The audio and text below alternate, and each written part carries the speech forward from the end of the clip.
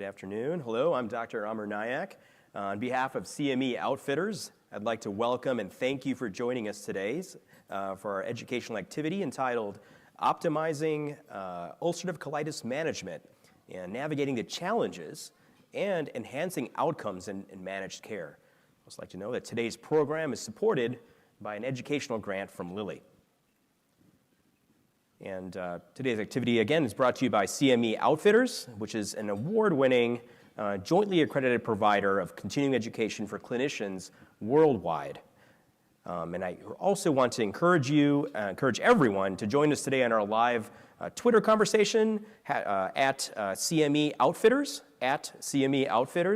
We'll be monitoring that Twitter feed and responding to your tweets as they come in.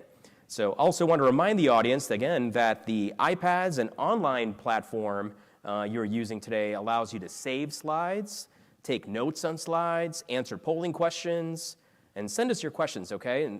So please log in and interact with us, and we'd love to make this as interactive as we can and have a lovely conversation. So as I mentioned, I am Amar Nayak. I am the director of the Inflammatory Bowel Disease Program and the founding partner of Midwest Digestive Health and Nutrition. So we are a 12 gastroenterologist and 10 APP advanced practice provider group.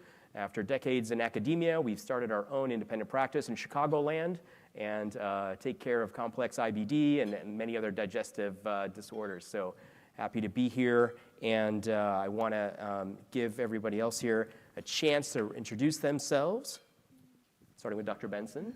Thank you, Dr. Nayak. I am Cheryl Benson. I am a formulary strategy and management pharmacist with CareSource Management Group based out of Dayton, Ohio. In my role as a formulary strategy and management pharmacist, my primary focus is marketplace or healthcare exchange formulary management and strategy opportunities, and my background is in specialty pharmacy. Dr. Spiegel? Well, thank you. Hi, all. Good to see you. Is everyone enjoying Vegas so far? That doesn't sound too exciting. You guys are very quiet. Well, in any event, I'm Brennan Spiegel. So I am also a gastroenterologist, but I'm also trained in health system science and health economics. So I teach our class in our graduate school, for example, on cost effectiveness analysis and on value-based healthcare.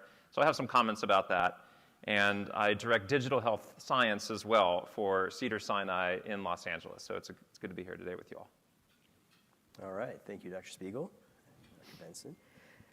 So here we're going to go over just kind of our learning objectives here. And so importantly, our first learning objective is to identify how delays in diagnosis and treatment initiation negatively impact patient outcomes in ulcerative colitis. So these delays. And then we'll be evaluating the economic consequences of suboptimal advanced treatment in patients with moderate to severe UC, or ulcerative colitis. And our third learning objective, incorporate the latest data and guidelines for the treatment of UC into population health decisions, taking care of not only a person, but many people. And so very important. These are our three main objectives for today. And kind of turn things over to Dr. Benson here, who's going to talk to you about the importance of overcoming these treatment delays that we have experienced in ulcerative colitis. Dr. Benson. Thank you, Dr. Nayak. All right, so let's get started here with a little interaction from our audience. We will begin with a question, and the question should appear on your screen or your iPad. Okay, and if you would answer that question now.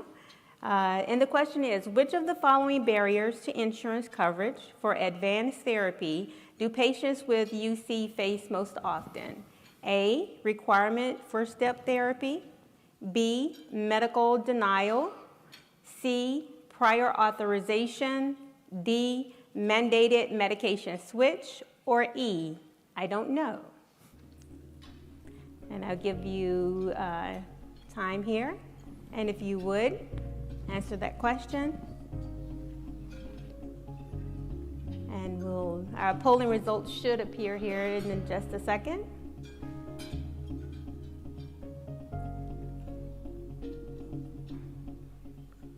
All right. Very good. It seems that we all, for the most part, recognize that the most often noted barrier to advanced therapy is prior authorization. And we will talk about that more as we go through the presentation. Well, it looks like we have some step therapy requirement there. Maybe they kind of go hand in hand a little bit, huh? It does at times. That's correct, Dr. Nayak. Yeah. We do see that being required before that advanced therapy option is made available to patients. So, yes. All right. Okay. Now we will kind of touch on the evolution of UC treatment, the landscape of that. And as you can see here before you, there has been a vast expansion in the opportunities of therapies that have been made available. A lot of new therapies are now available to patients that are diagnosed with UC. All right. And let's see here. There we go. All right. Lag in the use of advanced treatments in IBD. So here for you, we have a little graphing that really speaks to the proportion of patients with any advanced treatment or therapy used during their follow-up. And as you can see, there is quite a bit of a lag in IBD, with Crohn's disease noted at 14.4% and UC at 5.9%. So while that is a lag in IBD within itself, you even see a difference within the two disease states being compared there, Crohn's disease versus IBD. UC. Okay, so if we think about this a little bit more, there are new advanced therapies that are available, but yet we still see patients with UC being treated with 5+ rounds of conventional therapy before they receive that advanced therapy. And many times that conventional therapy includes steroids, 5-ASA, and sometimes the combination of 5-ASA plus steroids being used together. That's the great majority of that. So this graphing just illustrates what you commonly see a lot of times in terms of those 5 rounds of conventional therapy or step therapy that may be required before advanced therapy is an option. 5 rounds are certainly too much for that, and for many things, 5 rounds is quite enough. It quite is. Excessive. I agree with that, Dr. Nayak. All right, so we've touched on the advanced therapy options being noted. We quickly showed you those available options. But even though there are newer options available, there is a disconnect that we do see between the treatment guidelines and our insurance guidelines. Historically, the treatment of UC was done in a gradual step-up manner, but that is no longer supported by the treatment guidelines. The early initiation of biologic therapy is where the treatment guidelines has moved to. In addition to that, the AGA also suggests that early use of biologic agents with or without an immune modulator is the preferred method of treatment now. But yet, we still have 98% of insurance pathways that still require the use of the conventional therapy being required first before approval of an advanced therapy biologic. If I can just add something to this. I trained in GI in the early 2000s, and it was back in 2001 when I was training that we had sort of a step-up approach. And that's over almost 25 years ago. And now we recognize that it's far more dangerous to have untreated or poorly treated disease than to start a biologic. There's still concerns that biologics are dangerous medications that are quote-unquote big guns. That's a term we often hear, but our rheumatology colleagues would agree that this has really become the routine approach to managing patients with advanced disease. So we'll talk more about the data behind that, but things have changed a lot in the last 20 years. That's a great point, Dr. Spiegel. We had a virtual question come in from our virtual audience that I think touched exactly on this. They're asking, which factors behind, besides these insurance barriers led to delays in treatment do you see? And perhaps it's some of this old guard of the old thoughts that kind of permeate in what your experiences have been. And as a result, we continue to see far too many people on steroids long term, not just for a week or 4 weeks or 4 months, a year. That's completely unacceptable in 2024. Even AI knows, you can't treat people with steroids for that long. So we got to do better than AI. Let's just start with that. Yeah. Thank you for that, Dr. Spiegel. 25 years ago, we're still seeing this same treatment approach. It does speak to the challenges that we do see with treatment delays as a result of prior authorization. And the IPD Partners Insurance Survey also speaks to those barriers. 72% of patients experience an insurance mandated barrier to treatment. And would you not expect 51% of those reported prior authorization being that biggest barrier? Coming in next would be medication denials, step therapy, and medication change. And the impact of those barriers, Dr. Spiegel did speak to that a little bit. With the prior authorization, you see an increase in the corticosteroid rescue. When you have medication changes for these patients, you could see continued disease activity, and the medication denials, of course, can lead to UC-related surgery. So let's talk a little bit more about the impact of prior authorization. The physician-reported impact on clinical practice, and Dr. Spiegel did give us a real-world report of that, but a lot of it is that we do see is 97% worsened care. These members, or patients rather, are getting worse when they're not treated. And for the physician, it limits their ability to provide the best care for their members. So in addition to Dr. Spiegel noting that, yes, there are some thoughts of, okay, you're bringing out the big guns, you want to treat me with a biologic. Even before he can even have the option to prescribe the big gun or the biologic, we have to get through these barriers with the prior authorization. So we are seeing that as well with the delayed prescriptions. So it delays the prescription, the prior authorization, getting that approval, the appeals process that comes into play, it delays the member actually having access to the advanced therapy. It's interesting. They call it prior authorization, but there's also this concept of reauthorization. Once you've started treatment, it's not over. It's like having a recurring subscription you have to continue to pay for, and it doesn't happen. 3 months, 6 months. There's a time to it, huh? Yes, that's true.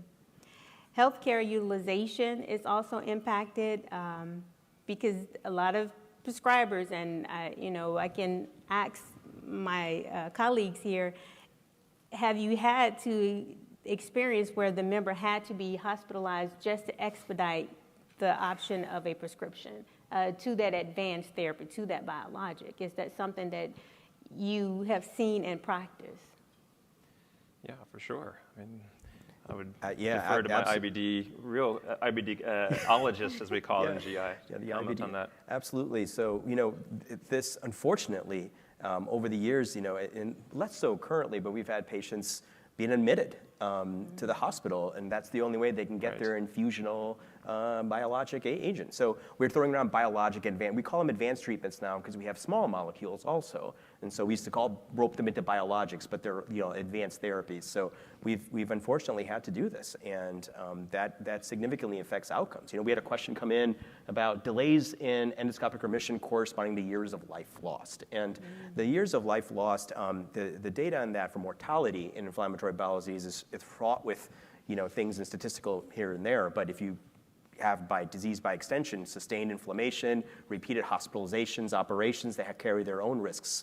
And so arguably it does take away meaningful years and probably also tangible literal years. Yeah, and I'll touch on this in my comments in a little bit when we talk about cost effectiveness, and the upfront costs of an effective therapy can be offset by downstream savings engendered by fewer hospitalizations, fewer procedures, and obviously improved quality of life.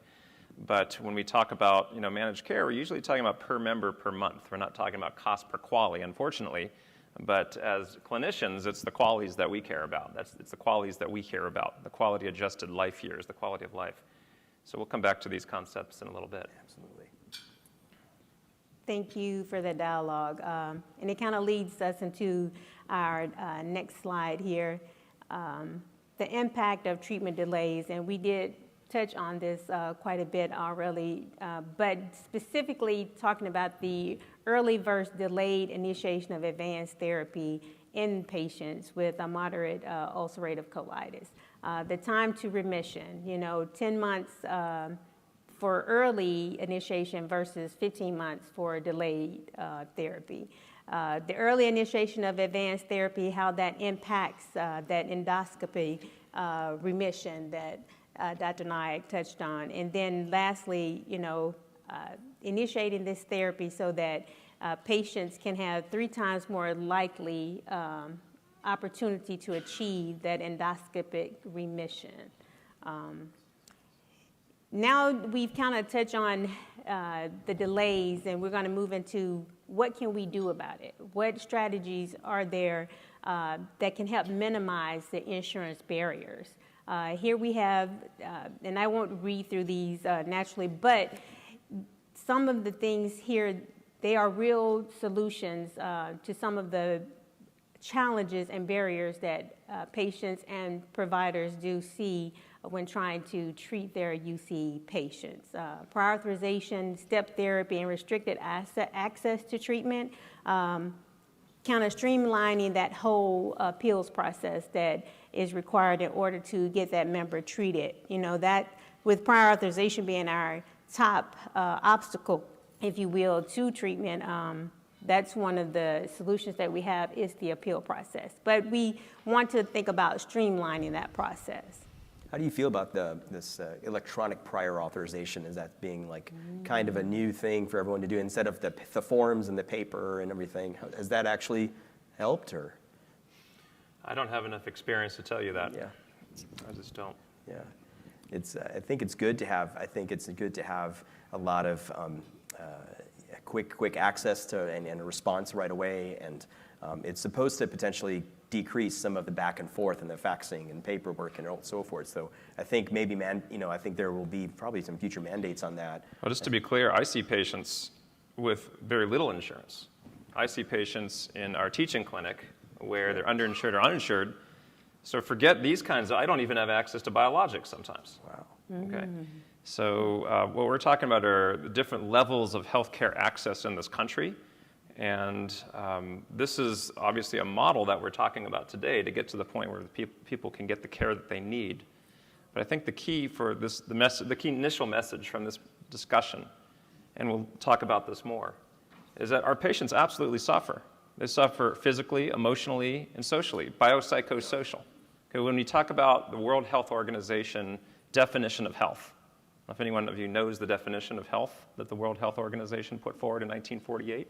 It's not just a lack of disease, but it's a complete state of physical, emotional, and social well-being. That's what health means. That's what health should mean. And so that means that our patients can go to work. That means that our patients can take care of their family. Okay, that means that our patients aren't suffering from overwhelming anxiety that the sword of Damocles is going to fall on top of their head at any moment. Okay, that's what we care about in a clinic. And this stuff is really important to figure out the approaches to overcome these barriers. But I just want to be clear about why we're even sitting here today. Okay, it's because of that. And those are the conversations that I'm having in my clinic. Forget this stuff. I'm just trying to figure out how we're going to take care of these patients if I can't get access to these advanced therapeutics. Yeah, remission is the mission, but it's only a piece of the puzzle. It's really important. Yes, and Dr. Nayak, you've just pretty much led me into this next slide, prior authorization reform.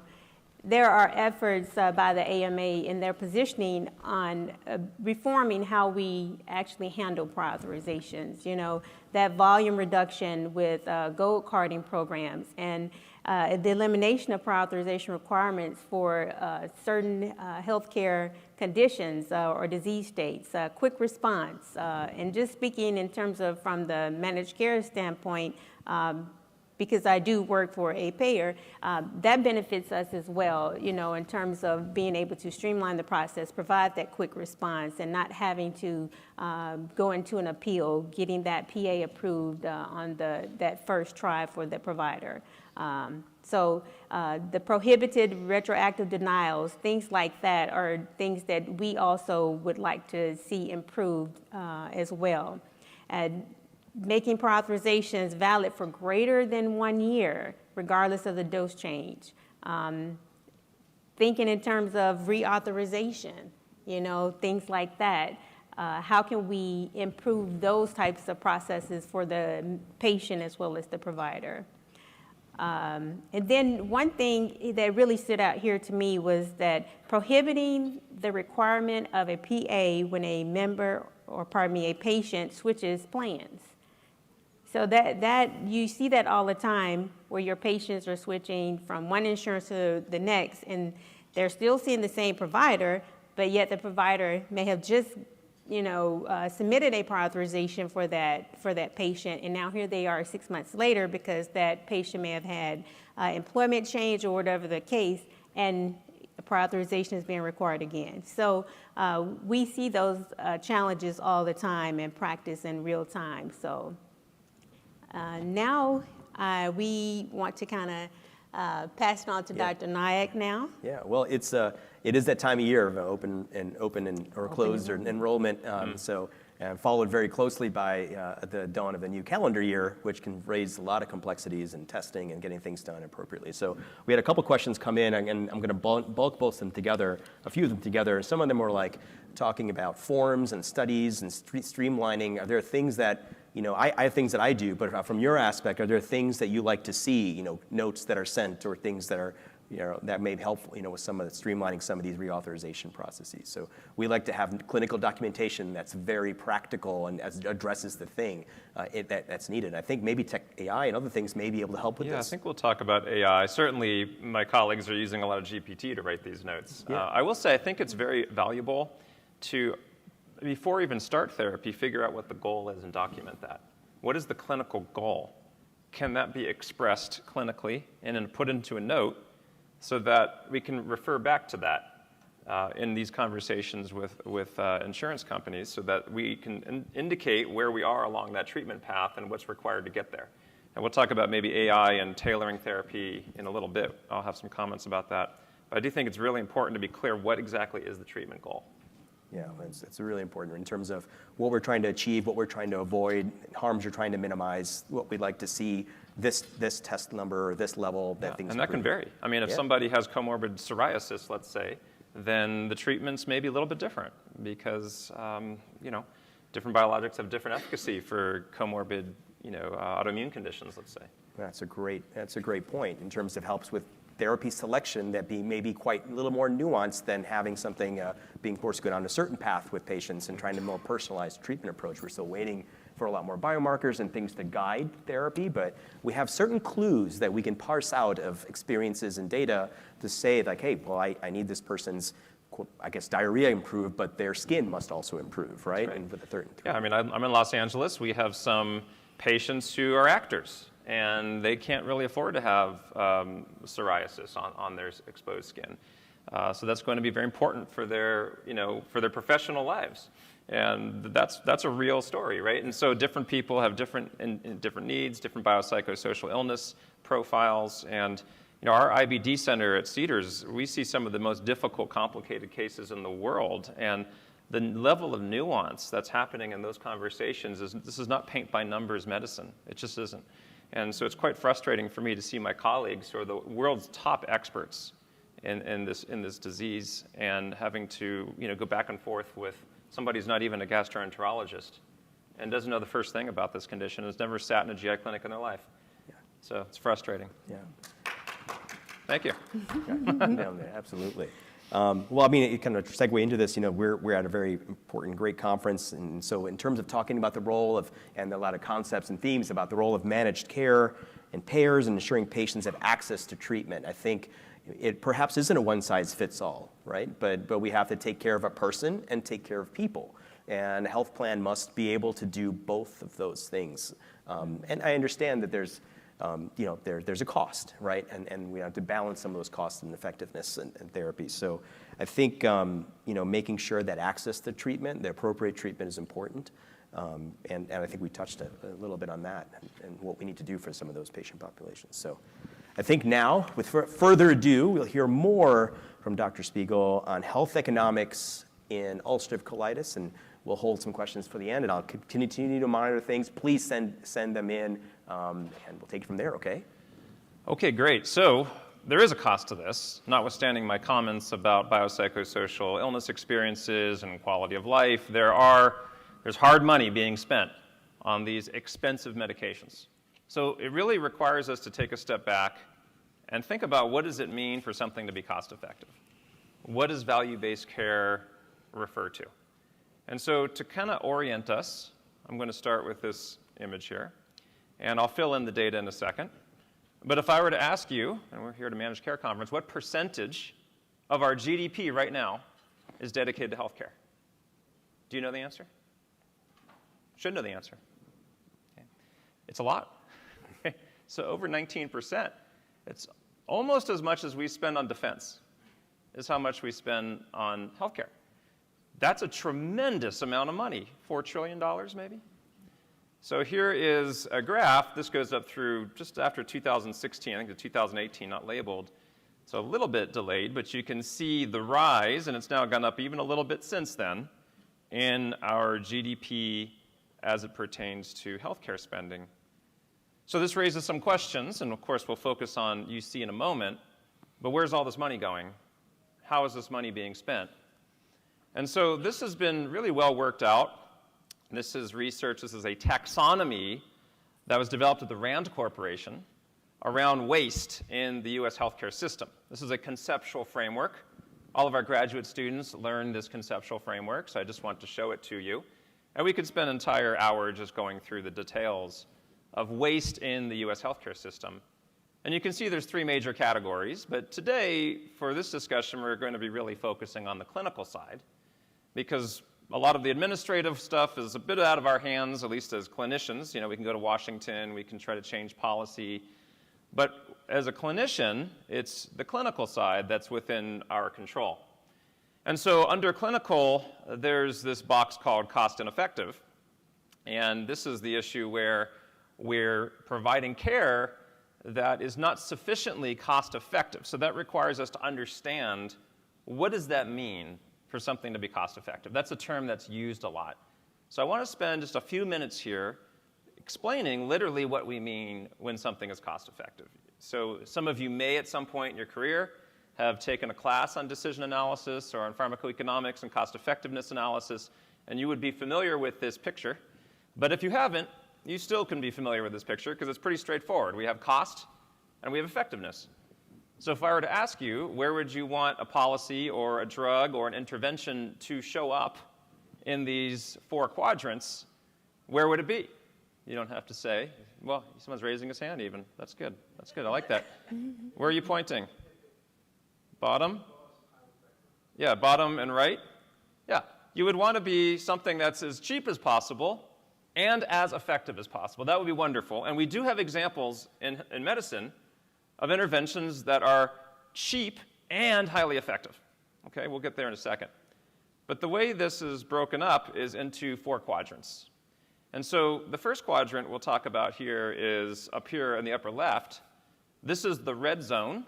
This is the area where things are very, very expensive, but not very effective. You would think that we don't do anything here, but unfortunately we do a lot of things here. And that's the first place to focus if I'm paying for healthcare, is to get rid of all those things. So we'll get to that in a second. On the other hand, we have things down here in the bottom right, which are highly effective and inexpensive. We should be living there a lot. That's a good place to be. So we can think about the upper left as the so-called thou shalt nots. And you may have heard of the ABIM initiative, Choosing Wisely. Has anyone heard of this before? It's unfortunate that none of you have heard of it, or at least willing to raise your hand, because this came out about 10 years ago, maybe a little bit more now. And this was an initiative by the American Board of Internal Medicine to hunt down and remove all of the practices in modern medicine that occupy that red box. The things that we do all the time that are not at all cost-effective. They're not effective, much less cost-effective. So for example, in our field, in gastroenterology, this would be like somebody gets a screening colonoscopy, and then they get sent back for another colonoscopy 3 years later. That's not cost-effective. It's not even effective. It could be harmful. So every 10 years you should get a colonoscopy if you're average risk. That would be an example of things that thou shalt not do. And we have a list of all those things. And insurance companies should not be paying for them, and doctors should not be doing them. And we have clinical decision support and all sorts of efforts and initiatives to try and stop those things, although they still happen all the time.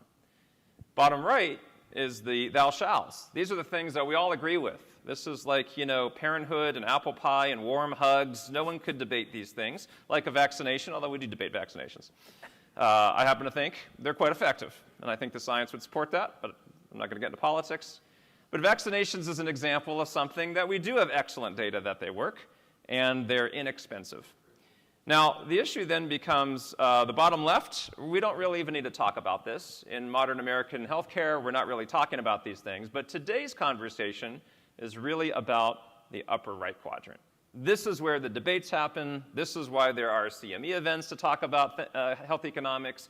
That's the point of contention in modern American healthcare. It's the upper right quadrant. These are things that do cost a lot of money, but they're also effective. So is the juice worth the squeeze? That's the question. Now, the way we think about the upper right is we split it in half. It's actually two triangles in there. And you can start with this first part on the upper part where it's like, well, thou probably shouldn't do these things. Because, yes, they're a little bit effective, but they're also very, very expensive.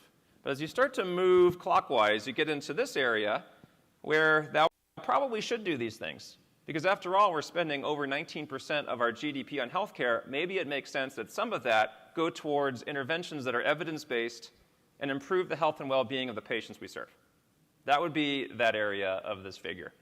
So there's lots of examples we can talk about, but the question then is, in IBD, where does this fall? And you see, where do biologics fall, for example? We'll get to that in a moment. So here's an example outside of IBD for a moment. This is a paper I published in Annals of Internal Medicine over 20 years ago. Back then, all of the rage were COX-2 inhibitors. That was a huge deal at the time, these COXIBs. And it was thought that these are superior to non-selective NSAIDs. We did a health economic model. And here I'm just going to show you, after we ran the model, where naproxen shows up and where COX-2 inhibitors show up for the management of rheumatoid arthritis and osteoarthritis. And so there are two dots there. And when there's two dots, the temptation is to draw a line between them, as you did in high school, and maybe even in elementary school. And that line has a slope, and that slope is the rise over the run. You guys remember that? So you have kids, they're learning that. So rise over run, that's the slope. This is just about all you need to know about health economics right here, okay? Because that rise over run is the change in cost divided by the change in effectiveness, and that gives you a value. And in this case, when we worked it out, it was $275,000 per additional quality-adjusted life year gain, or QALY gained. That is a lot of money. That doesn't mean COXIBs cost $275,000. That's when we look at everything, all the possible costs, from a third-party payer perspective, it's a very high incremental cost-effectiveness ratio. So now that I've set that up, the way these things work is you look at the two costs and you compare them, and you look at the two effectiveness and you compare those, and then you have delta cost over delta effectiveness, and that's called the ICER, incremental cost effectiveness ratio. That's how we measure whether something is cost effective or not. So there's a science behind this. It's not really a subjective thing if something's cost effective. It's a relatively objective thing that we do with decision analyses, and we run these models and we get results. So where do biologics fall then for cost effectiveness for treating in general inflammatory bowel disease? Although today we're focusing on UC, this is a very useful systematic review. Although it's a bit outdated, it's still helpful. They looked at all the existing cost effectiveness analyses as of that time and looked at what was the average ICER. And this is in euros, so it was $35,000 euros per QALY, which is about $38,000 per QALY. And that is cost effective by any modern standard. Generally, we say if anything is less than $100,000 per incremental quality gain, that is quote unquote cost effective. It used to be $50,000, we moved it to 100. 38 is definitely in the ballpark for what we would consider to be a reasonable use of money in a society that dedicates 19% of its GDP to healthcare delivery. So there are, of course, a variety of individual ICERs, some on indicating that biologics are dominant, to others that have an ICER that's upwards of $1 million. So the question then is, what's the difference between these models? And that comes down to case selection. That comes down to the right treatment for the right patient at the right time, which is something that we need to talk about. So there was another slide here. There it is. OK. I'll just summarize my comments with these unmet needs, something we can hopefully talk more about. We really don't have enough budget impact models. And earlier I mentioned that managed care is typically not so interested in QALYs, quality adjusted life year. In socialized healthcare systems, like in Canada or in the United Kingdom, it is a requirement in order to even get on formulary in the UK that a medication go through a formal cost per quality, cost utility analysis. In this country, most people don't even know what a quality is. We know what a quality is as clinicians because we literally can see the quality of life of the patient sitting in front of us, and we can estimate that through utilities and QALYs. But we need more budget impact models that look at per member per month costs. We don't have enough of those in this field. We need tailored models to individual healthcare systems and their costs. We need to talk more about how can we optimize technologies like AI through clinical decision support to identify the highest impact prescribing opportunities. What is it about a particular individual where they really need a biologic at a certain time, and it will be cost effective, and the computer can predict that? That would be really nice. That is advanced clinical decision support. We don't really have that yet, but it's possible. It's something that we should be aiming towards. We need more comparative effectiveness data. This is an ongoing issue. We're going to hear more about the data behind these various therapies. And we really need to actively involve patients and providers in designing these models and discussing with payers, because all too often these models kind of are made by nameless, faceless people who have never actually been into a clinic. And we need to engage all stakeholders in developing models that are highly reflective of reality. And the last thing I'll add is most of these models are looking at third-party payer perspectives, but they're not really looking at the overall societal costs, the costs I mentioned earlier, like time off from work, productivity, worker presenteeism and absenteeism and transportation costs and all these other costs that insurers do not cover. So I'm going to end there and pass it back to a colleague here. She can take the clicker, and we'll have plenty to discuss. All right. So now we will talk about the economic impact of suboptimal UC care. And before we get into that, let's have another question. Okay. So the question should appear on your screen again here. And the question is, failure on an ulcerative colitis treatment results in an annual increase in cost of care by what amount? A, $10,000, B, $18,000, C, $23,000, D, $29,000, or E, I don't know. So if you would please answer the question now. I'd say E is the correct answer. I don't know.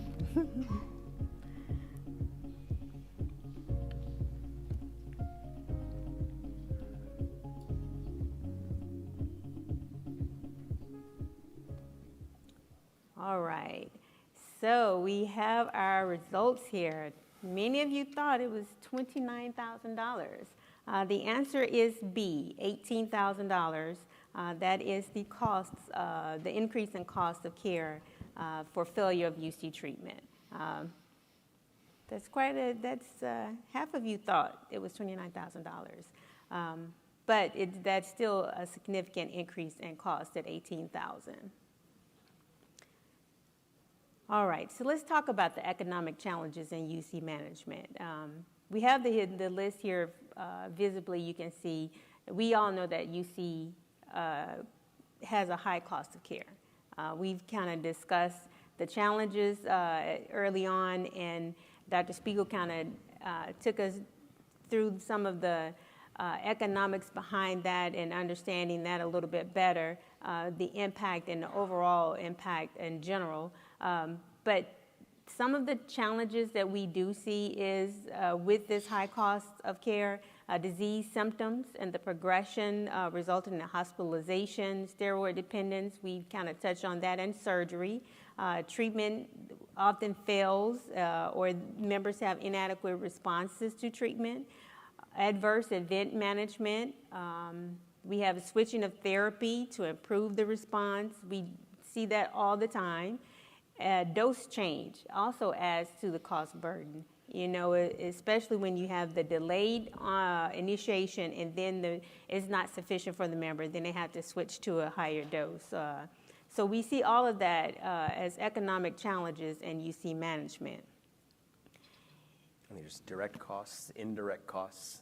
There's just the dollar amount is just the beginning, right, yes, of the aspect of it. So, but nevertheless, it's still quite impressive. Yes. Absolutely. The cost of UC treatment. So we just going to highlight here really quickly the average annual cost of advanced treatment, a little more than $42,000. The cost of adverse events, serious events around $7,000, serious infections around $10,000, and the average cost of surgical care at $40,000. So here you can kind of see where this cost of care for UC is coming from. I mean, look at serious infections, long-term corticosteroids significantly increases that risk. We don't have to get into the cost of taking care of a diabetic patient, but certainly that can occur. Things like bone loss, fractures. So there's a lot more that comes into the cost of managing disease, and the cost of managing the disease incorrectly is almost exponentially increased. I think all in, IBD as a category, the studies are anywhere between $15 and $30 billion per year in healthcare expenses. Absolutely. Which is a hugely disproportionate amount of expenditures for a set of conditions that affects about 0.5% of the population. Yeah. There's a question that came in kind of on QALY, and I wasn't aware of, and I think it's too soon yet for QALY as of IL-23 and inflammatory bowel disease, so data on that. But I think it's data that we need to fill, and I think I'm looking forward to some of those things, some of the questions. And the other thing just before I jump into is, can we trust AI in this way? And I think I may have made an off-the-hand comment and a lot of it has to be with the programming and how you train it. And I don't know if you want to touch on that a little bit. Well, we can talk AI all afternoon, and I would love to, but I think that'll be a little off topic. But yeah, I mean, we should talk more about what role AI can play in helping to rapidly go through charts and identify opportunities and hotspot individuals that might benefit from certain therapies. And we're doing that actively right now at Cedars-Sinai, and a lot of large health systems are using AI in many different similar ways. And I think AI with a rudder we can trust. I will say as an aside, AI will not replace doctors, AI will not replace pharmacists. But doctors who use AI will replace doctors who don't. Pharmacists who use AI will replace pharmacists who don't. Healthcare systems that use AI will replace healthcare systems that don't. Very nicely put. I think it's the help. It's the help and the assistance. But I loved how you said that. That's fantastic. Sorry to interrupt, but yeah, it made me chuckle a little bit. But it was an important question, I thought. Yeah. Well, I took a dig at AI earlier. I said even AI knows that you can't use steroids for a year. Yes. So. All right. So the impact of biologic therapy on the overall cost of care. Here we see what prior treatment versus 1 year of follow-up, inpatient hospitalization. Of course, that prior treatment, the percentage is pretty high, but after 1 year of follow-up, there is decreased in that percentage. The cost per patient, those totals we have here for your viewing, the emergency department visit, outpatient visit, and of course, pharmacy costs. Prior to treatment, it's a little bit less, but at that 1 year follow-up, we do see an increase in cost. So this is the overall cost of care when we're thinking of the biologic therapy.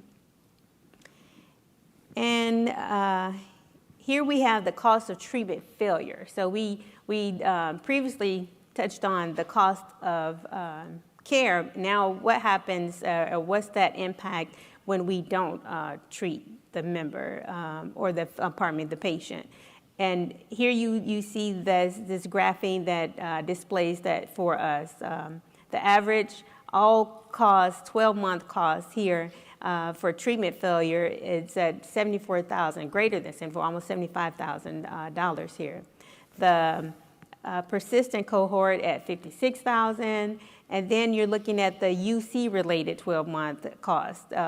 Again, treatment failure at $57,000, and then the persistent cohort at $47,000. So the point here of this is just to bring home that we initially started with this poll question of what is the cost of failure, and we noted it as $18,000 of increased annual cost. So that is the cost of this suboptimal treatment when we are not initiating our therapy with the biologic earlier rather than later. Unfortunately, sometimes despite best efforts, therapies aren't working as long as we'd like them. For a condition, this is 12-month, for a condition that does not have a cure yet, these are long-term treatments. And so the cost of losing that therapy and then adding another therapy is understandable. So if we can somehow, figure out which one is going to potentially work, that'd be, really important and nice. And a lot of factors come into play, right? Adherence, modality of treatment, the disease changing, the patient changing over the years as they age. And so when they're 20s, 30s, 40s, 50s, other health conditions impact this. So it's just the complexities are great. And so that initial, sometimes that decision is important. But I've read somewhere, it's not necessarily decisions, how you, follow up and enact that decision that you have. And that will get into the treatment afterwards. And so it's like follow-up. That really focuses on shared decision making and the idea of ensuring that whatever therapeutic is selected is acceptable to the patient. So we created a website several years ago called IBD and Me, and it's actually a conjoint analysis, which is a technical term. Basically, this is an online tool that patients can use to answer questions about their preferences, and it will navigate them through these questions and then identify among various biologics which one seems to align best, completely independent of cost or sponsor, just which one seems to align best with their preferences. Now, whether that ends up being, what we can actually get for them is a different question, but this idea of SDM is very important. Yeah. And lastly here, before we leave this discussion of the economic impact, we want to definitely think about the impact on the patient. What is the cost of care for patients? The Crohn's and Colitis Foundation's Cost of IBD Care Initiative kind of helped pull out some information for us here. And these patients with IBD, they do have higher healthcare costs. We noted the cost of care. We know UC cost of care is substantial, if you will. But compared to patients without IBD, our UC patients or IBD patients are 3 times increase in direct care costs, 2 times increase in out-of-pocket costs. And the average cost burden in the first year following diagnosis is $26,000, actually a little bit more than that. So there is a cost burden that our patients do see as a result of this diagnosis. And we should, kind of bear that in mind when our members patients are being treated, coming into the office. And this is something to think about, because at the end of the day, we're talking about all of these opportunities that we have for improvement. But I like how Dr. Spiegel kind of brings it home and makes it real time for us, because there's a patient at the end of all of these decisions that we make and all of these discussions. Yeah, I just want to provide a little more context around this, so we have a bit of time. Hippocrates said a long time ago, he said, all disease begins in the gut. And of course, in gastroenterology, we like to think that's true. That's a little facetious, but not really. The brain and the gut communicate. We know that conditions like irritable bowel syndrome, for example, are very complicated conditions that have to do with the way the brain, the gut, and the microbiome interact. But the same applies to inflammatory bowel disease. This is a condition that's not just a GI condition whatsoever. It's a condition that certainly predominantly affects the gut, but it's a condition that affects almost all body systems in one form or another. It absolutely affects emotional well-being and anxiety and depression and suicidality, and I talked about this earlier. It's a condition that affects the skin. It's a condition that overlaps with many other autoimmune conditions. And so this is, when we see data like this, these are just numbers. But really what these numbers are reflecting is the complexity of a condition that goes way beyond just being a GI bowel problem. It's never that. It's never just that. It's always way more complicated than that. So it goes back to my earlier conversation or my earlier point about can't really paint by numbers in managing these kinds of patients. These are very specialized patients. I don't really even see these patients. We have IBDologists. My colleagues at Cedars-Sinai are the ones who, that's all they do. It's all they do. Nothing else. It's just see these patients. That's how complicated they are. So I really just want to put a point on that, and you know this is better as well as anybody. Yeah, absolutely. They're seeing a dermatologist, even if they don't have dermatology problems for skin cancer surveillance, which is arguably increased with certain treatments. Mm-hmm. They're seeing rheumatologists. They're seeing their primary care physician team who are just trying to keep ahead of that. So vaccinations. Right. Healthcare maintenance is really important. They're dealing with occasionally an ulcerative colitis, an increased colon cancer risk that we have to get specialized attention. Hepatologist for the PSC that starts to develop. Absolutely. Absolutely. And so it's just the tip of the iceberg here, just the gut. I do think that it's the diseases of endodermal origin are the key, to a lot of these things. It's how you address taking care of your children early. The GI tract governs all, right? Poopy diapers and diet. And so we had a couple questions come in. I wanted to keep in terms of cost of care. There was a question talking about IV versus home injections. And a lot of the therapies, advanced therapies, I'm talking more biologics, have pivoted to offering maintenance strategies that can be done by self-injection, kind of putting the care in the hands of the patient. Therapies that were initially approved for just IV treatments have now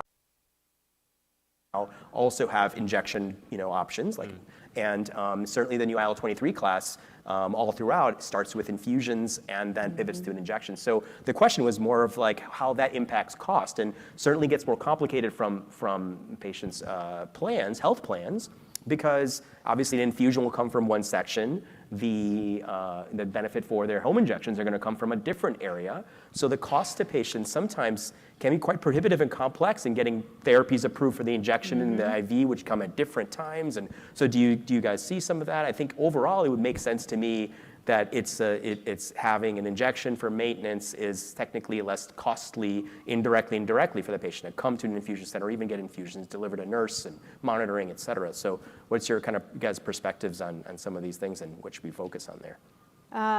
In general, as you see these therapies advance and improve, definitely it decreases the cost in terms of if they're on the IV initiated therapy from an IV standpoint or infusion, of course, that's likely to be under their medical benefit. And then when they are switched to maintenance, then that therapy then now typically will go under their pharmacy benefit. So of course there's a decrease in cost. You kind of touched on it. You don't have to have that nurse coming out, possibly if they were able to get their infusion at home initially anyway. So you have that decrease in cost, and which is huge, and that definitely within itself provides a decrease in the cost of care for patients and the plan. Oh, that's great.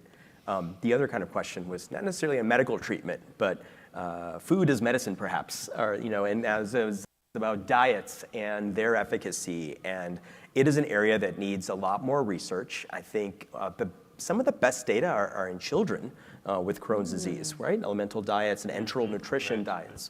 It's fantastic induction data, getting people healing their intestines. And so we are still looking for higher quality, and there's lots of work being done on this, and we think the mechanism of action is probably altering the microbiome. You are what you eat, more bacterial DNA in our body than our own perhaps, but there are certain dietary strategies that can help patients feel better in irritable bowel syndrome, also looking at FODMAP, low FODMAP diets, et cetera. So, I mean, do you guys have any experience in diet, as food as diet, or as a Yeah, we complementary? have an IBD nutritionist, and as you mentioned, in some cases, patients with IBD will be in remission, be in deep remission, and they're still having ongoing abdominal pain, diarrhea, and then everyone scratches their head and says, oh, how can this possibly be? We do an endoscopy and the inflammation's gone. And well, the body's not so straightforward. It's more complicated than that. And they may actually have IBS at the same time as having IBD. Chronic visceral inflammation, even if the viscera is healed, does not stop the brain from firing off and feeling like it's under attack. Kind of like, it's not a great analogy, but it's an analogy that's been used is like phantom limb pain. After an amputation, people will have terrible pain in the arm that's not even there anymore. The brain thinks it's there. And so when the brain's been under attack for years by an inflamed colon and intestine, it still hurts even when all that goes away. So we have to think about other non-pharmacological approaches, diet therapy, for example, but also even we're using virtual reality therapy, working with David Rubin now at the University of Chicago, using VR therapy as a non-pharmacological approach to managing stress and anxiety, gut-directed hypnotherapy, all these kinds of things in IBD. No, it's fantastic. I think we're just tipping that, and taking care of someone with a chronic health condition is very challenging and can lead, patients also experience that the benefit of their effective treatment, whether they have symptoms that are not related to inflammation, they become a little less akin to continue effective therapy. And so having these kind of adjuncts together can help improve long-term maintenance treatment for patients who really need it. And so these things are really necessary, and you need a whole care team to do this. It's not any one pharmacist, advanced practice provider, gastroenterologist. It's not any one person. You need a team, the teamwork to make the dream work kind of standpoint. So in terms of dealing with insurance denials, we deal with these in a variety of ways, right? I would imagine sometimes we have to pick therapies that their insurance will cover, whether they might not be our first choice. That's probably one of the things that happens occasionally, and sometimes we have to potentially try to appeal, and that's a whole other peer-to-peer. What's an appeal? What's a written one? What's an oral one? Can you fax one? Can you send a singing telegram? There are a lot of ways. I've not done that one yet. I've done a few interesting things in the past, but not the singing telegram yet. But I mean, I'm just talking about some of the strategies you use or you see used. Dealing with some of these are important. I guess I will say this, not to jump on, we need all the P's together, the payers, the patients, the practitioners, everyone. Obviously, this is born out of, at some point, a way to be practical and cost-effective, et cetera, but certainly they've probably seen things that are inappropriate when they're treating. That I will say that. But some of these denials, is it just asking why, or is it sometimes, hey, we just didn't get that paper you sent us. We didn't get that note, so we didn't see anything, so we just denied it. And so sometimes it's getting that process organized. Are there things that are always important to send and look for? Yeah, I think that's probably the number one issue that a lot of times we will see with the denials, is that the plan in general will not receive all of the necessary information initially. So you will receive the prior authorization request, but then it's lacking in everything that is needed as mandated, if you will, or required by that criteria that has been established. So that's a part of it. And that, again, is just delaying treatment for the patient, because you can tell I work for a plan. I keep referencing member versus patient. But that's part of it. A big part of it is that you don't receive everything that's needed initially. I do want to add, I think we've said this implicitly but not explicitly, that sometimes claims should be denied. Okay, sometimes clinicians do make inappropriate decisions. Sometimes a biosimilar might be an okay approach, which we haven't talked about. Sometimes the chart doesn't have enough information about what the goals of care are. So, it's not like this is a one-way street, even though we may be a bit biased as clinicians. We see one side of this. On the other hand, these are very expensive medications. They should be used correctly, as all medications should be. But when you have a medication or a class of medications that are very expensive, do have risks, although generally very safe, but do have some risks, it's really vital. There's a pressure on the clinicians to ensure that it's the right treatment for the right patient at the right time. So in the end, this is why, a general gastroenterologist like me doesn't do a lot of this work. It's so specialized, not just in the clinical management, but in the logistics, in the documentation, and in the planning around how best to put these claims in, that's an art unto itself.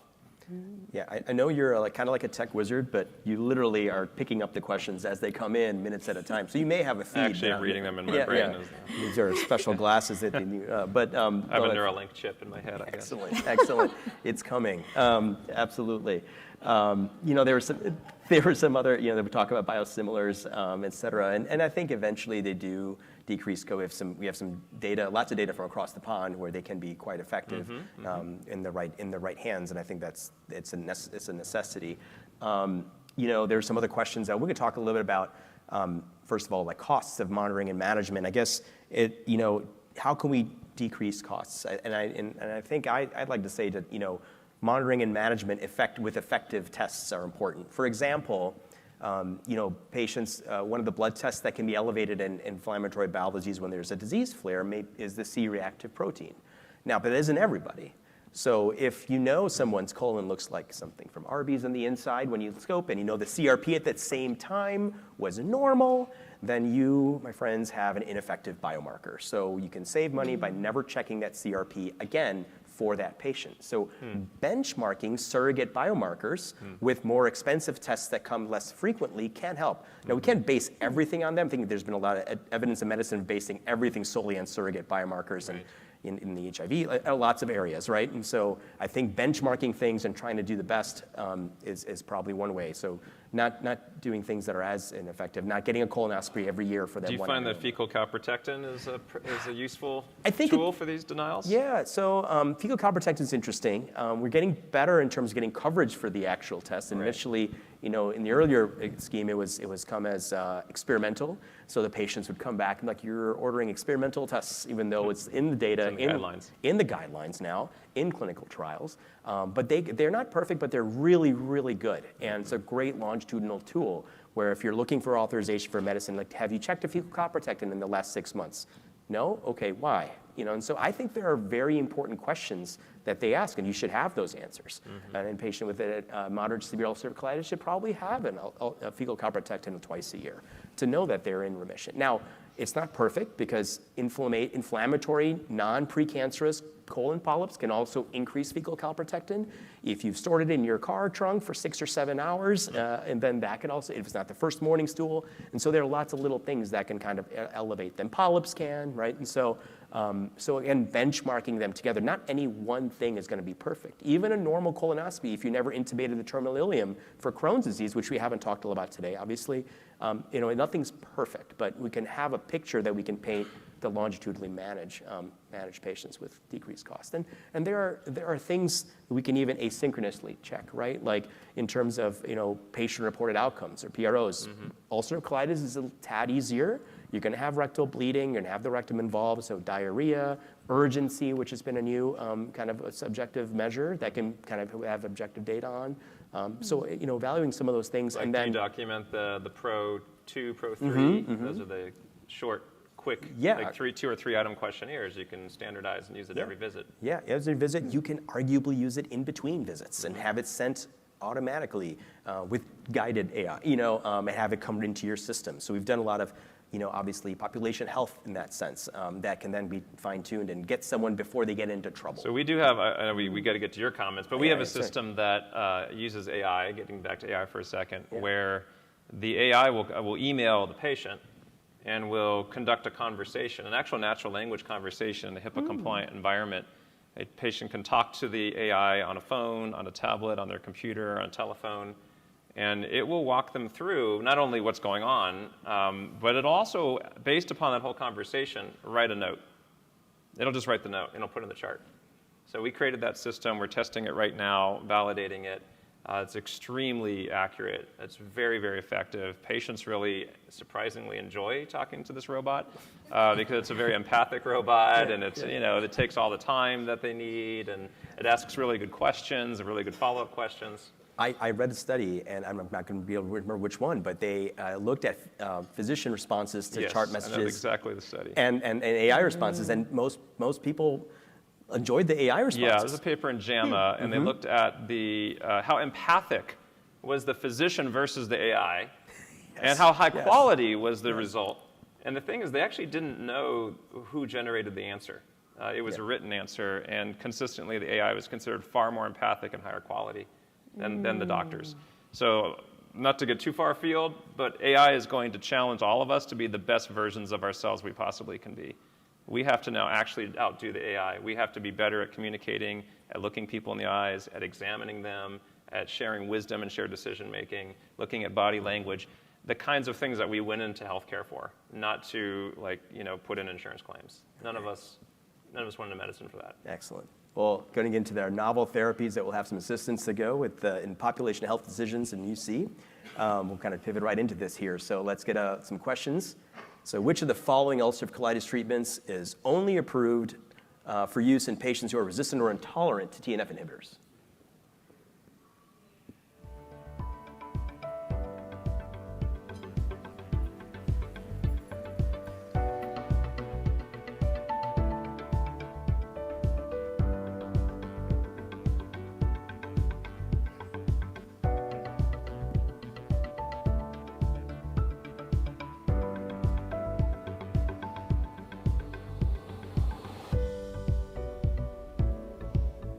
See that bass drum is getting you. CME music needs to be very light and bass heavy, but like it's like a sunrise. You got it. It's got to hit it all. It's always the case for CME music. Yeah, the music's very important to you. I do know this about you. That's true. I'm a beatboxer. Yes. That's another. I'm not even joking, but that's another day. So we have a nice little. Wow, this is great. Actually, I really enjoy it. So upadacitinib, or UPA, ozanimod, guselkumab, vedolizumab, or I don't know UMAB. And so we have lots of answers here. So this answer, the correct answer, is upadacitinib, which is a JAK inhibitor. So upadacitinib in the United States can only be used where patients who have failed, resistant, or intolerant to TNF inhibitors. The other advanced therapies, ozanimod, the S1P class, guselkumab, the IL-23s, and vedolizumab, the alpha-4 beta-7 anti-integrins, can be used even if you've not had experience with the TNF inhibitors. So there we have it. So we have some things to learn about. We'll kind of get into this. So the JAK inhibitors are a very powerful class, but can only be used in patients who have or resistant or intolerant to TNF inhibitors. This is very complicated. Look at all these therapies. And so, it's quite complicated and complex in terms of how we have to position. So there's lots of challenges here. Therapy changes are often required, in patients who have response or primary response or secondary loss of response. And there is a documented resistance to standard therapies or our originator biologic therapies like TNF inhibitors. And then we have some limited treatment options after them. And arguably, some patients don't do as well with the subsequent treatments after being on TNF inhibitors. So side effect profiles are very important. So the risks, the benefits and harms of the disease that's untreated, and the treatments themselves, and then the complications from unopposed inflammation. So there's a reluctance that we see sometimes for patients to try advanced therapies. It can be risky, and patients' perceptions of risk are all very important to address, and there can be a variety of reasons, whether they're uncomfortable with using an injection or using other things that they have read. So we have to at least address what, on a person-to-person basis, what some of those risks and some of those reluctances are. And we touched on this earlier, many patients just simply can't afford the cost of treatment, even if it's something like getting an IV first and then not being able to practically afford the injection treatments on their pharmacy plan later on. So we need a lot of alignment and understanding of what things are going to be improved to. And remember, the risks of someone to get better are different than the risks of someone who is better and wants to stay better. And so we have to over time. And so this STRIDE-2 criteria, our way we take care of IBD patients, has also gone a parallel innovation, revolution, I should like to say, right? We have all these different classes of medicines. We have biosimilars, we have other things, and we have advanced therapy, small molecules, biologics, but we also have different ways to take care of patients. We can't simply just ask them, how are you doing? You doing well? Great, here's your refill, keep going. And we need to actually have objective criteria and be able to follow them. So clinical response, clinical remission. Clinical response is generally you're better, but you're not all the way there. Clinical remission is basically this PRO2, which we talked about earlier, rectal bleeding, stool frequency score, this partial Mayo score, things that we do all the time that get assigned names to it, we use in research and can use in clinical practice if done well. We have patient-reported outcomes, biomarker normalization, the calprotectin, C-reactive proteins, things like that. And then endoscopic healing, where we have to heal the mucosa. We know patients who we have healed the mucosa, they do better. Do we get there in everyone? No. Have we even got there in everyone with the earlier therapies? We didn't have endoscopic healing in the earlier therapies, but thankfully, every new treatment that gets approved, we have endoscopic healing data, and it's an important part of our therapies. And this is not all-encompassing exhaustive, and there will be more. This will double, I would predict, in the next 5 years. But so we have ozanimod, the S1P receptors, and upadacitinib, the JAK1/2 inhibitors. You can kind of tell by the names. MOD is a modulator, IB is an inhibitor, MAB are biologic. There are little clues there in what they do. We have mirikizumab, IL-23, etrasimod, an S1P receptor modulator, and guselkumab and risankizumab. We have 3 IL-23 antagonists here for adults with moderate to severe active UC, right? And so again, remember the JAK1 and 2 inhibitor, moderate to severe UC, but they have had to have had inadequate response or intolerance to one or more anti-TNF blockers, right? The others don't have that, but that's an important thing here. So looking at, just delving into a little bit of a data-heavy dive here, looking at mirikizumab and UC induction, LUCENT-1 trial, we have, the things that we looked at before, the clinical remission, clinical response, endoscopic remission, and histologic endoscopic mucosal improvement. We're actually, even that, which is technically prescribed criteria, like experimental. But it's important to show that there is elements of histologic healing pretty early with even induction, and endoscopic healing pretty quick. In clinical practice, we're probably not getting colonoscopies 3 months after everybody, right? Which is important to have surrogate markers. But we're having, statistically significant differences with the, in terms of patients compared to placebo, in induction and UC. So in terms of long-term follow-up, this was presented at Digestive Disease Week this last May. We have data up until week 104 for clinical response and for patients in clinical remission at week 104. There are a variety of different ways and statistics of how they utilize this data. Obviously, looking at patients, you have a little natural lower amount when you watch them over a longer period of time, but this is still interesting data to suggest that patients who do well can continue to do well at a high proportion. In terms of safety, for mirikizumab, treatment emergent adverse events, we love acronyms that don't make sense, but they're quite low. Adverse events, yes, you see some there, infections, all, but these are non-serious, and there are no boxed warnings here for mirikizumab, which is great, and importantly, no malignancies here, and very small rates of injection site reactions. Guselkumab, another IL-23. This is a quasar 12-week endpoint, so hitting its primary endpoint at a variety of doses here. We're definitely showing clinical remission, symptomatic remission. We like seeing that big differences between the blue and the gray placebos, and so in terms of its dose ranging study, this is a quite new therapy that is just FDA approved, an IL-23 inhibitor. So we still have endoscopic healing, normalization, et cetera. So we can feel good that we're actually having really effective IL-23 inhibition in UC and showing really great efficacy.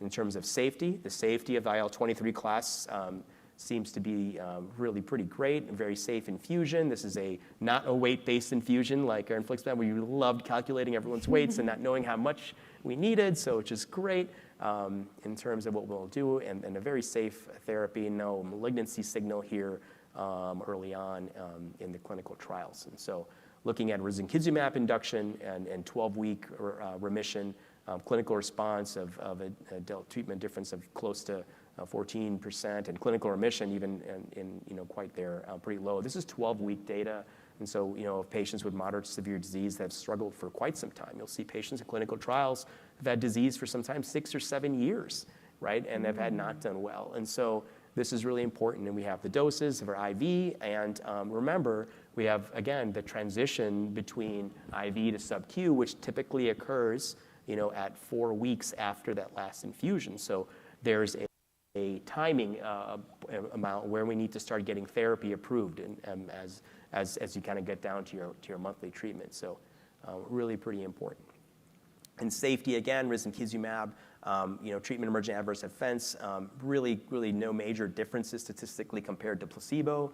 Placebo's not as effective. Someone argues some of the numbers are arguably a little higher, but nevertheless, we feel really pretty good about really effective approved therapies that we have for IL-23 inhibitors in ulcerative colitis. So these are therapies that are not going away. They're therapies that should be used effectively. Again, ozanimod, an oral, once daily S1P inhibitor. The True North study hit their week 12 endpoints for clinical remission, clinical response, endoscopic improvement, mucosal healing. So this is a fantastic treatment approach, S1P modulators for ulcerative colitis. And so looking at safety here, the S1Ps are not to be used during pregnancy. We know that. But they can be, we can, keep an eye out for cardiovascular arrhythmias, which patients should be screened for, and dermatologic malignancies prior, and diabetic patients should have an eye exam as well for macular edema, et cetera. And so bradycardia rates that we talked about here, their receptors of S1P on their heart muscles, they were quite low, and in the clinical trials, over 90% of the patients really met, 95, 99% of the patients met screening criteria. So. And etrasimod is another S1P blocker. Subtle differences in the receptor subtypes really kind of evaluated ulcerative colitis patients. The clinical remission data for week 12 and week 12 induction and week 52 maintenance were quite significant here as an effective oral therapy for moderate severe UC patients. So very similar class-like effects in terms of cardiac arrhythmias, et cetera. And I apologize, you guys are hanging in there strong, diving through all this hard data. So I truly appreciate it here. And in the upadacitinib, there were UC induction, week 8 endpoints, and you accomplish and you achieve. Really quite effective. If you can see percentages approaching up to that 70% clinical response and clinical remission, endoscopic improvement. I will say for upadacitinib, it's quite important to vaccinate for shingles during maintenance. There is a signal there, obviously, and we have to be cautious about the reason that it's a TNF inhibitor failure requirement was based on a rheumatologic data from oral surveillance with tofacitinib, a non-selective JAK inhibitor, where there was higher rates of cardiovascular negative outcomes, myocardial infarctions, pulmonary embolism. So caution there if there's a history of venous thromboembolism, PEs, and so that's kind of that's where some of that data is coming out from. And so, but very effective. We're not seeing some of that data here in the IBD population, but really effective therapies and those TNF non-responders. So obviously now it comes to positioning and what your payer is going to approve, frankly. And so there are treatments that can be used in patients who have failed prior anti-TNFs. You can use ustekinumab or upadacitinib. There are subtleties in failure, different kinds of failure. Did you call the wrong number, or did you have the wrong number that you then correct the wrong number that you called, right? What was the issue? How long ago did you fail? How bad was the disease? And so all of these therapies have actually in the clinical trials been evaluated in advanced therapy naive and advanced therapy experienced patients, but we're seeing patients here very similar results. We're seeing some for biochemical remission, slightly higher rates here, and so this is data here, not a controlled trial, but interesting and thought-provoking nonetheless that there are other therapies you could be used. Upadacitinib safety in UC, again, we talked about the black box warning, increased risk of serious heart-related events. But then you kind of weigh those risks and benefits together when the disease is severely active, and so still pretty effective and not seeing a lot of those major adverse cardiovascular events in the UAchieve clinical trial program. So we have to continue to monitor our patients and take care of the entire patient that has the disease, not just the ulcerative colitis. So positioning therapies is really quite complex, and we have to think about the medication, we have to think about the patient. And in terms of the medication, we think about how well does it work? How quick does it work? Does it stay working for a period of time? Are there pharmacokinetics that are there? There's drug level monitoring, which we won't get into. That's my other soapbox of what we do. And there's some data on the TNF blockers, but very poor data otherwise in all the other classes, frankly. And then combine treatment approaches with immunomodulators, the old approach, and positioning and sequencing data, right? And so safety is important in terms of infection, cancer risks, health maintenance, vaccinations, et cetera. And there are some specific concerns with the classes. We talked about the JAK inhibitors, higher rates of shingles and the blood clots and thromboses, TNF inhibitors with non-melanomatous skin melanomatous skin cancer, but very low rates, right? The thiopurines have some of that non-melanomatous skin cancer risk. And so that patient, we also want to take into account how old they are, where they are in their disease, right? Do they just have left-sided colitis? Do they have their whole colon involved? Do they have other comorbidities like psoriasis we talked about earlier, rheumatoid arthritis that may, not like we want to kill any birds with stones, but we'd like to definitely make sure we treat the entire patient and their systemic inflammation. So disease behavior, complications, disease severity and activity are different. Disease severity may be features like young, extraintestinal manifestations, mostly their colon. Disease activity is like how high their calpro is at any point in time. So getting both those things together can help us kind of make decisions. And when you see that patient or hear about that patient in practice, you want to just keep it simple and keep a three-pronged approach and take a step back and stop and say, okay, is this patient in remission? Do we have to get there? Were they in remission and they fall out? And then next, think about like calling it the next thing you think about, the drop. What test do I have that actually works? What's effective? How can I measure this? And have I measured it before? Let's initiate it.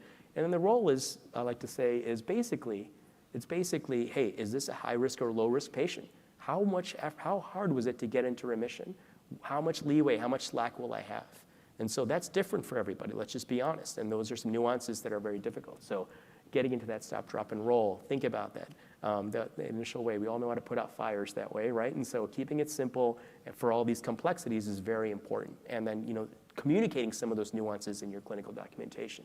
So we look at symptoms, we look at biomarkers, we look at endoscopy, we look at prior behaviors, how many flares have they had, what's the steroid course? A steroid course can be a 7-course meal, or it could be picking up some fast food, so it can be a variety of lengths. So again, high risk factors for colectomy, young age, extensive colonic inflammation, deep ulcers, so not all ulcers are created equal, right? How bad does that look? Kind of the peak and shriek, we go into begin the colonoscopy, like, okay, that's enough. And so, patients who have been hospitalized at higher rates of colectomy over the next year, right? So, and then obviously looking for infections that could be there and pouring more gas on the fire, right?